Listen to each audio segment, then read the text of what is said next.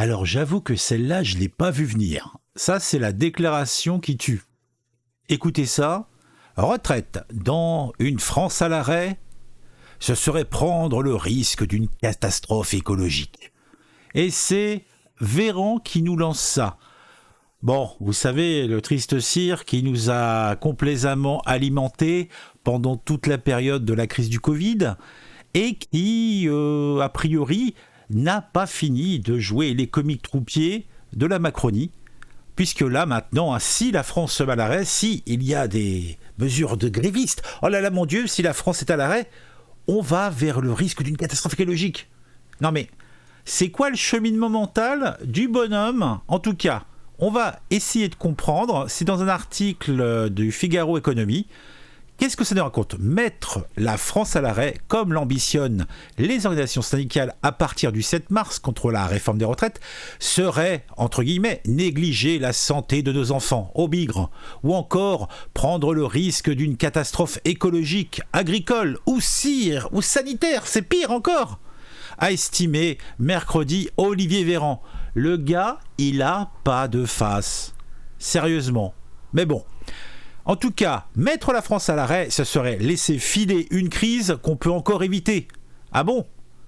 La crise peut être évitée, l'inflation galopante, le panier des consommateurs pour l'alimentaire augmenté de 70% pour la fin de l'année à 2023? Oui, bien sûr. Ah, mettre la France à l'arrêt, ça serait surtout ne plus alimenter nos boutiquiers. Ce serait dommage, effectivement. Mais est-ce que ce n'est pas une mesure nécessaire? Est-ce que ça sera la chienlit, comme le disait le général, aux plus belles heures de la petite embrouille de mai 68? Va savoir. En tout cas, Olivier Véran se voit comme un De Gaulle de pacotille et nous montre du doigt tous les méfaits que cette mise à l'arrêt de la France pourrait avoir. Mais une solution pour que cette mise à l'arrêt n'ait pas lieu. Pourquoi ne pas reprendre votre projet et le voir de manière un petit peu plus en osmose avec les sentiments de la population française? Quels sont vos chefs, quels sont ceux qui vous gouvernent? Est-ce que ce sont les électeurs? C'est la communauté européenne? C'est peut-être le grand ami américain? Je ne sais pas. C'est le marché en tout cas, il semblerait. Et dans le cas présent, mettre la France à l'arrêt, ce serait donc laisser filer une crise qu'on peut encore éviter. L'absence de pluie depuis plus de 30 jours maintenant en France fait peser un risque extrêmement fort sur l'état de nos réserves en eau cet été. Mettre le pays à l'arrêt, c'est prendre le risque d'une catastrophe écologique, agricole, sanitaire, voire humaine dans quelques mois. Mais il se fout de la gueule de qui? Mais on est dans quelle sphère? Ils nous prennent, ils nous retournent, ils nous talquent un peu pour voir par où ils peuvent nous enfiler, mais c'est risible. C'est risible. Le gars n'a pas de face. Il va toujours plus haut, toujours plus fort. Et ce qui me laisse songeur, c'est qu'il y en a qui mangent. Et qui mangent goulûment. C'est un truc de fou. En tout cas, c'est ce qu'a fait valoir le porte-parole du gouvernement à l'issue du Conseil des ministres. Mettre la France à l'arrêt, ce serait négliger la santé de nos enfants, a-t-il poursuivi, rappelant qu'Emmanuel Macron a annoncé mardi une campagne de vaccination dans les collèges afin de mieux lutter contre le papillomavirus. Le papillomavirus. Mettre la France à l'arrêt, ce serait rater le train du futur, alors que notre réseau ferroviaire est en train de vieillir à vitesse grand V. Mais qu'est-ce qu'il nous raconte? En fait, on parle d'un sujet réforme de retraite, et lui nous parle de la vaccination de nos enfants, nous parle de notre réseau ferroviaire vieillissant, va nous parler de l'écologie, et puis du fait qu'il n'y a pas d'eau. Quel est le rapport direct? Quelles sont les conséquences liées au fait du blocage de la France? Moi, je dirais plutôt Si vous bloquez la France, c'est le risque de vous faire éborgner, c'est le risque de perdre une main, c'est le risque. Là, je vois très bien où est le risque. Mais tes histoires, John, elles sont pâteuses et affligeantes. En tout cas, a-t-il encore énuméré, plaidant pour des investissements massifs pour moderniser le réseau. Et ça lui vient là sur la table comme ça. Il pourrait aussi nous parler de la protection des enfants avec la nouvelle loi donc, sur la pornographie là, qui devrait rentrer en application à partir de juillet, je crois, un truc comme ça. Hein. Il n'y a pas des sujets plus tendus, plus onéreux là. Peut-être, je sais pas, moi, pendant que vous y êtes, il faudrait plutôt interdire TikTok, puisque moi le risque, je le vois plutôt là-dessus que dans l'accès à la pornographie. Voilà. Au Sénat, des dispositions pour les mères de famille. Mon Dieu, le risque d'un blocage du pays risque au final d'alourdir une facture déjà salée, a relevé Olivier Véran. Mais t'étais bien aux affaires pendant justement la facture qui est déjà bien salée. T'y as contribué. En fait, c'est les mecs qui foutent le feu à la baraque qui reprochent aux témoins de ne pas avoir éteint le feu. Il faut peut-être arrêter la dope.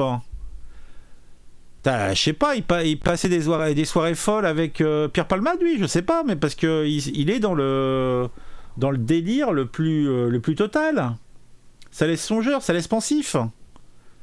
En tout cas, Olivier Véran rappelant diverses mesures adoptées en 2022 pour préserver le pouvoir d'achat. L'intersyndicale a appelé à mettre la France à l'arrêt dans tous les secteurs le 7 mars prochain. En attendant, la réforme des retraites a franchi mardi sans encombre le cap de la commission au Sénat. La version amenée par les sénateurs, majoritairement de droite, prévoit notamment des dispositions en faveur des mères de famille et de l'emploi des seniors. Les sénateurs vont se retrouver jeudi pour le coup d'envoi des débats dans l'hémicycle. Olivier Véran a redit que l'exécutif était ouvert à des améliorations du texte. Tu m'étonnes. Si on n'y change rien, ils sont ouverts, mais il ne faut pas changer ce qui est essentiel. Hein. Envoyer tout ce petit monde plus tard en retraite, bloquer, si ce n'est pas encore possible, plus justement les primes, c'est la fête à neuneux. Ah, c'est festif tout ça. Hein.